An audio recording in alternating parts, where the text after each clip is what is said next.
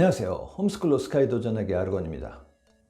오늘은 검정고시 시리즈의 네 번째 내용으로 검정고시 활용하기에 대해서 알아보도록 하겠습니다. 사실 검정고시 시리즈 중에선 오늘 동영상이 가장 중요한 내용이라고 할 수 있겠네요. 고졸 검정고시를 가지고 대학에 지원할 때 사실 불이익이 있을 것으로 예상할 수도 있는데 그럴 수도 있습니다. 게다가 지금까지 국제학교나 외국인 학교 학생들이 주로 지원해왔던 어학특기자 또는 국제화 특기자 전형이 2022학년도부터는 거의 없어지다시피 해버려서 이런 학생들이 한국대학으로 진로를 설정할 때 굉장히 막막해 보이기도 합니다. 하지만 그렇다고 길이 꽉 막힌 것은 아닙니다. 다양한 방향으로 찾아보면 분명히 방법이 있을 수도 있습니다. 그러면 지금부터 검정고시를 대학 입시에 활용하는 방법을 자세히 구체적으로 알아보도록 하겠습니다. 그러면 해외 대학 진학부터 알아보도록 하겠습니다. 먼저 미국 대학부터 한번 살펴보도록 하죠. 미국 대학의 경우 일부 대학을 제외하고는 대부분의 대학에서 한국의 검정고시를 받아줍니다. 검정고시에서 고득점을 하고 토플, SAT, AP, 에세이, 과외활동 등이 잘 준비되어 있다면 걱정하지 말고 과감하게 미국 대학에 지원해 보셔도 되겠습니다. 또한 인천 송도에 있는 뉴욕 주립대나 유타대 같은 미국 대학들에서도 검정고시를 다 인정해주고 있으니 만약에 어린 나이라면 한번 이런 대학들에서 시작해보는 것도 나쁘지 않은 선택일 수 있습니다. 이런 송도 국제대학들은 검정고시 평균 90점 이상에 토플 80점 이상이라면 지원 가능권입니다. 캐나다, 호주, 뉴질랜드 같은 다른 영어권 국가들도 마찬가지로 한국 검정고시를 인정해주는 학교들이 많이 있으니 나이와 상관없이 한번 지원해보는 것도 괜찮을 수 있습니다. 다만 독일 같은 국가는 검정고시 자체를 인정해주지 않아서 진학이 힘들 수도 있습니다.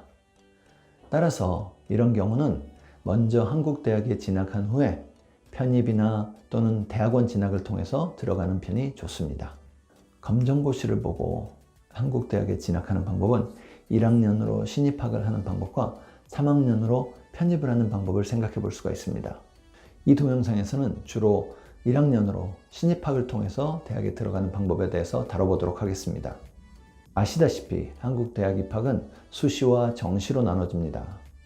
정시는 수능 점수를 통해서 대학에 들어가는 것이고 수시는 내신을 포함한 다양한 스펙을 통하여 대학에 진학하는 것입니다. 일단 정시로 대학을 간다면 검정고시라고 해서 불이익을 보는 것은 전혀 없습니다. 하지만 국제학교나 외국인 학교 출신 또는 홈스쿨 학생들은 수능을 치는 것 자체에 대한 부담이 너무 많아 써먹기가 힘든 방법이기도 합니다. 수시는 특기자, 학생부 종합, 학생부 교과, 논술 등으로 나눠볼 수 있는데 이 중에서 논술 전형은 정시와 마찬가지로 검정고시생이라고 해서 불이익을 받는 경우는 없습니다. 하지만 역시 한국어보다 영어에 더 자신 있는 학생이라면 이 방법으로 대학에 지원하는 것도 현실적으로는 좀 어렵습니다. 그리고 특기자도 앞서 말씀드린 것처럼 서울에 있는 거의 대부분의 대학이 이미 폐지를 해버린 상황이라 문이 너무 좁습니다. 2022학년도 기준으로 현재 서울 주요 대학 중에서는 연세대하고 이화여대만 특기자를 계속 뽑고 있습니다. 학생부 교과는 지방대의 경우 대부분 검정고시 학생들도 지원이 가능하지만 서울에 있는 대학의 경우는 지원이나 합격이 거의 어렵습니다.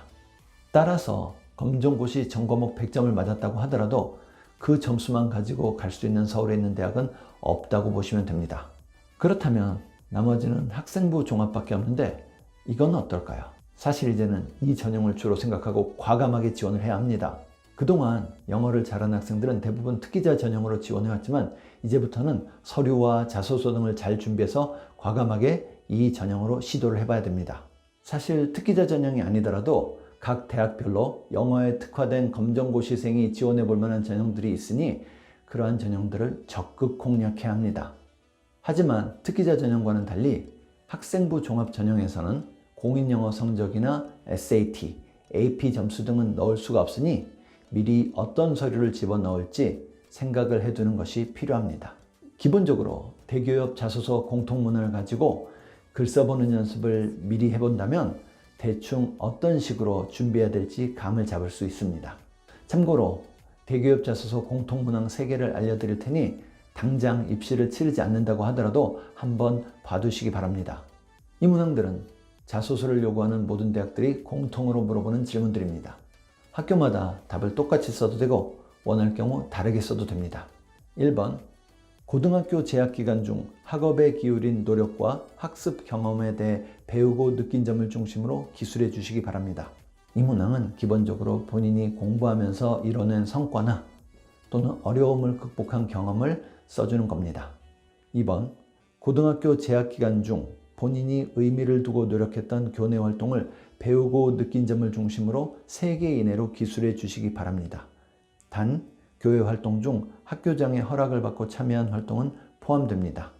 이 문항은 학생들이 학교 다니면서 했던 동아리 활동이나 학생부 활동 등을 쓰는 것인데 검정고시 출신 학생들의 경우는 교내 활동이란 것이 없으니까 외부 활동을 써도 괜찮습니다.